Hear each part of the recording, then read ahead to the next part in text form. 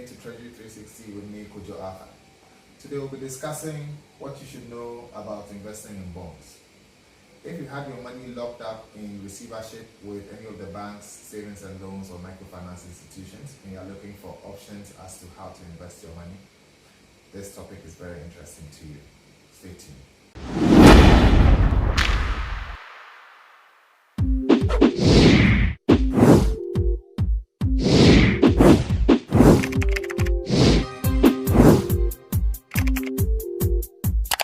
Any of your funds locked up in receivership as a result of the withdrawal of licenses of some banks, savings and loans, microfinance institutions, it's most likely that you have your investment in fixed deposit or call deposit or a hybrid of these two products. Now, in this discussion, we'll be discussing bonds and why it's also an option for you. Now, one thing about keeping cash with you is inflation. Now, inflation is the cost of goods or the rate at which cost of goods change. And in Ghana, we have an inflation rate currently around between 7 to 8%. So if you kept your money in cash without investing it, you couldn't buy the same products you can buy today in a month's time, for example, considering the month-on-month inflation. We've established that it's important to invest excess cash because if not, inflation is going to eat away the purchasing power of our excess cash. So we look at investment in bonds. Now, generally, bonds are an institution looking to borrow from the general public and promising to pay back the principal plus a certain rate of interest. With bonds, one of the most important things you should consider when you are looking to invest in bonds is the coupon or the coupon rate. So number one will be the coupon,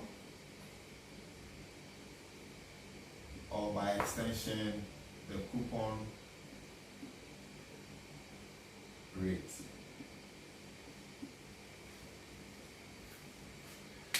When you consider the coupon rate, this is equivalent to what a fixed deposit will pay, which is the interest rate on the fixed deposit. The coupon is an amount of money that you collect as a result of the coupon rate, and this is also in respect of shares equivalent to dividends on the shares. All right.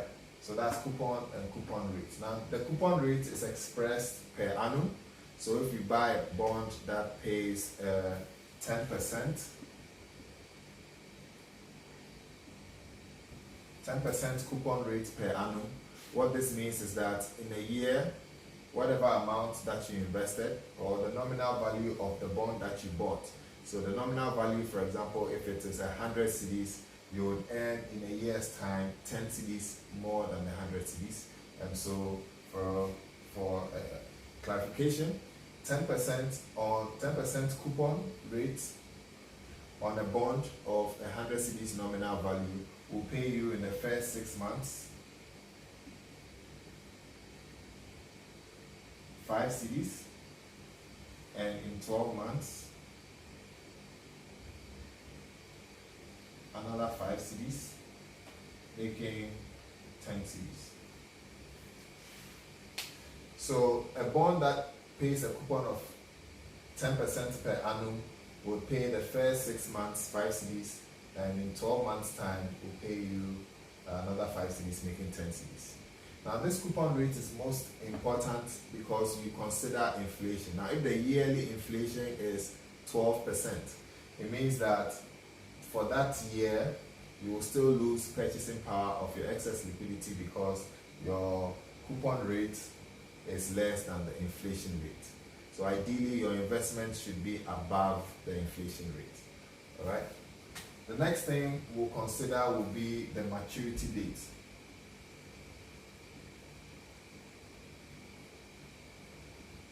Maturity.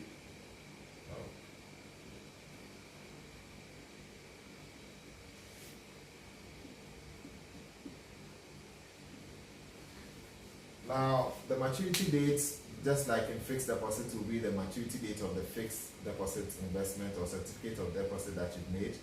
It's in shares, however, in shares there's no maturity dates because you bought interest in the company, and until the company collapses, your shares remain. So the shares, it's not likely that companies will buy back their shares. but with bonds, there's always a maturity date in which the institution will buy back these bonds and pay you your principal. So what happens with the maturity date? The maturity date is important because it informs the term in which you are going to hold this bond for. It is also important when it comes to the price of the bond. We'll get to that next. But maturity date in respect of bonds is also important. Okay.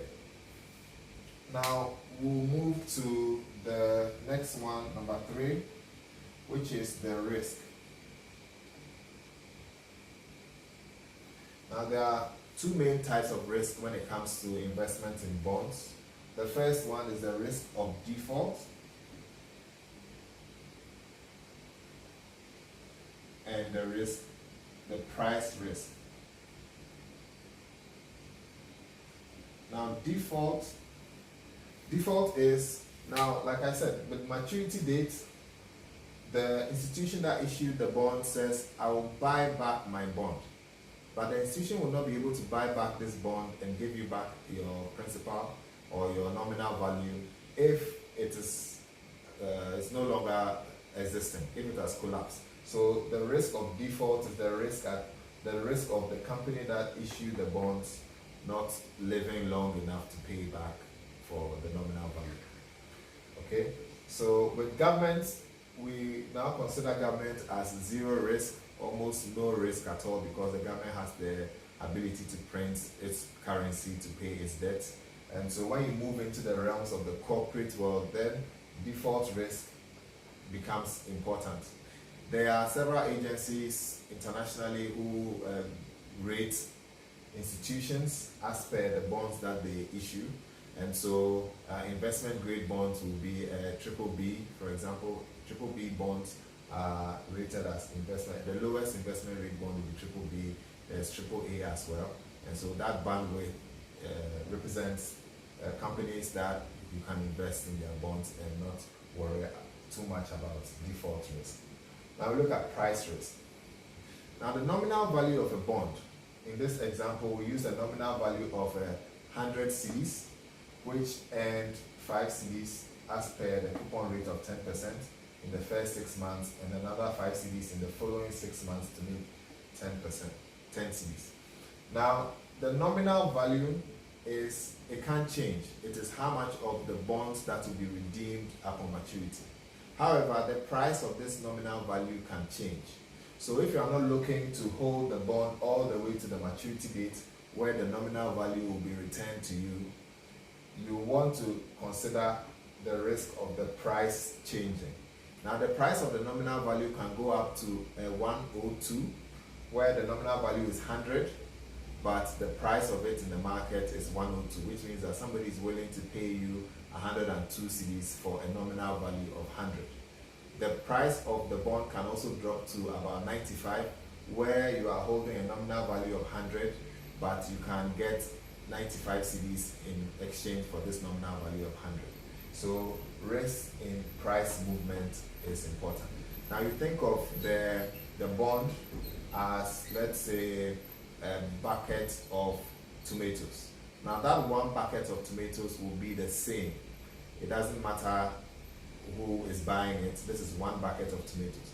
But however, the price of that one bucket of tomatoes would keep changing depending on several factors like demand and supply.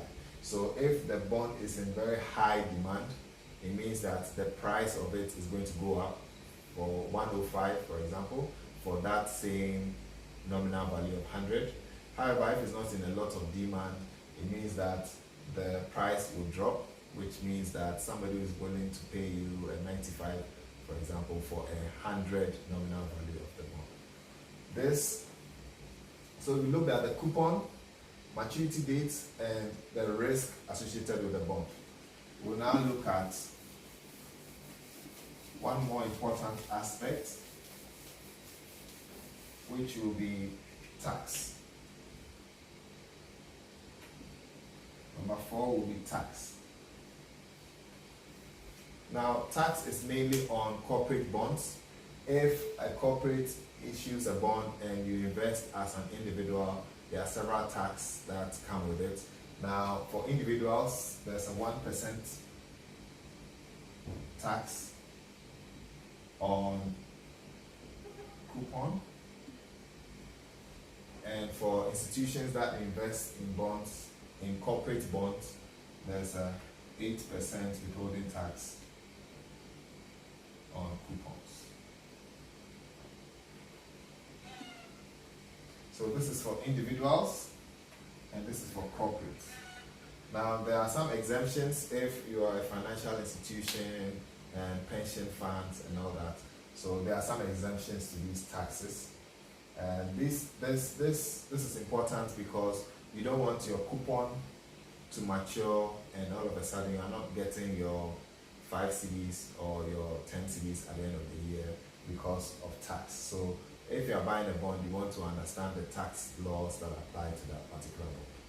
Otherwise, it's good to mention that government bonds don't attract any tax, and so you get your full coupon upon coupon payments. The next thing to look at will be number 5. Will be minimum amount. So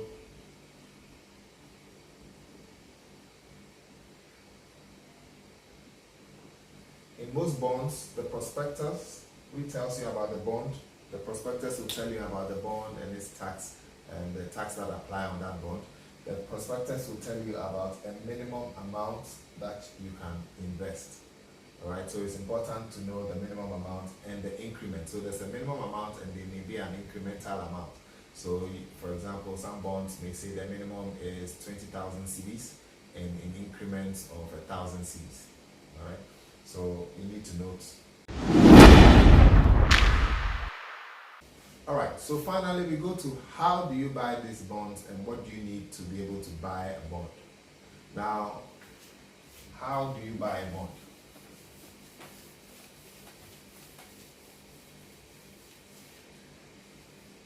We assume that you already have your cash, your excess cash that you want to invest in this bond, and so what do you need?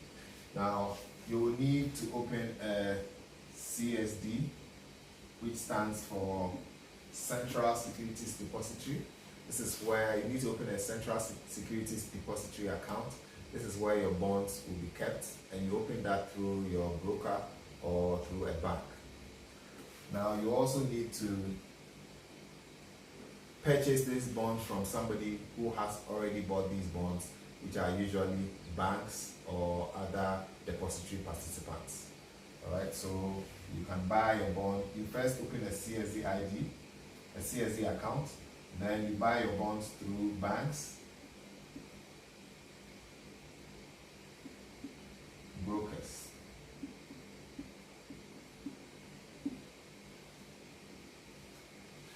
Okay?